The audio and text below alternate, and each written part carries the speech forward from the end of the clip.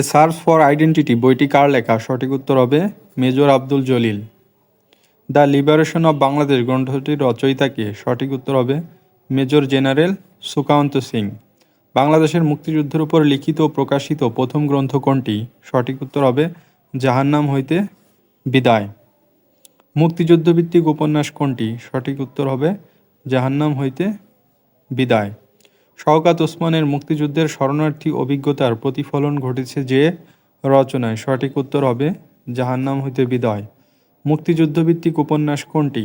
সঠিক উত্তর হবে নেকড়ে অরণ্য। বন্ধুরা, জাহান্নাম হইতে বিদায়, জলাঙ্গি, দুই সৈনিক, নেকড়ে অরণ্য এগুলো শওকত ওসমানের মুক্তিযুদ্ধভিত্তিক রচনা। এগুলো আপনারা আয়ত্ত রাখবেন, বিশেষ করে জাহান্নাম হইতে বিদায়।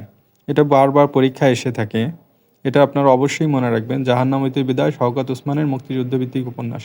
বন্ধুরা, ভিডিওটি আপনাদের উপকারে আসলে চ্যানেলটি সাবস্ক্রাইব করার অনুরোধ রইল।